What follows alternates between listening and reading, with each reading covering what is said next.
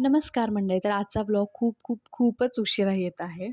तर जसं की तुम्हाला माहिती होतं 2 दिवसापूर्वी रायाचा वाढदिवस होता. त्याच्यानंतर तो थोडासा आजारी पडला. खूप कणकण करत होता. त्याच्यामुळे मी ऑफिसला काही गेले नव्हते. सो मी काल ऑफिसला गेले होते. काल ऑफिसला गेले, सगळी कामं आवरली आणि त्याच्यानंतर घरी येताना आम्ही दोघंच होतो. कारण मयूरला काम होतं त्याच्यामुळे तो ऑफिसमध्येच थांबला होता.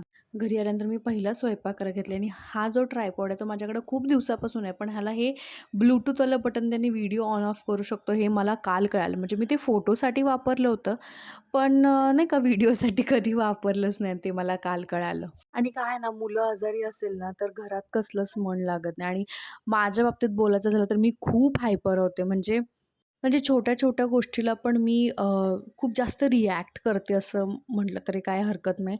पण माहिती नाही म्हणजे त्या छोट्याही गोष्टी खूप मॅटर करतात आजकाल.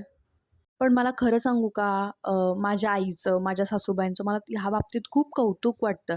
म्हणजे जेव्हा आम्ही लहान होतो, म्हणजे मी लहान होते, माझा नवरा लहान होता, त्याच्या वेळेस त्या काळात एकतर एकत्र कुटुंब असायचं. त्यामुळे ह्या बायकांना एका वेळेस 20-20, 25-25 भाकरी करायला लागायच्या आणि त्यावेळेस लोकांचं खाणंही तसं होतं, नाही का? हे करून, मुलांना सांभाळून काय-काय वेळेस तर शेतातही जावं लागायचं. एवढं सगळं करून सुद्धा त्या आज खूप फिट अँड फाईन आहेत आणि आम्ही म्हणजे त्या 60त आल्या तर इतक्या फिट अँड फाईन आणि आम्ही 30शीतच असं झालोय, की हे दुखतंय, ते दुखतंय. आणि मेंटल हेल्थचं बोलाल तर हॅट्स ऑफ. आता मी माझ्या नवऱ्याला सांगू तर शकते, की "नाही बाबा मला स्वयंपाक करायचा नाहीये." त्यावेळेस तेही नव्हतं.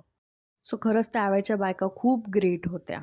सो तुमचं काय ह्याच्यावरती म्हणणं आहे ते मला कमेंटमध्ये नक्की कळवा. Thank you for watching.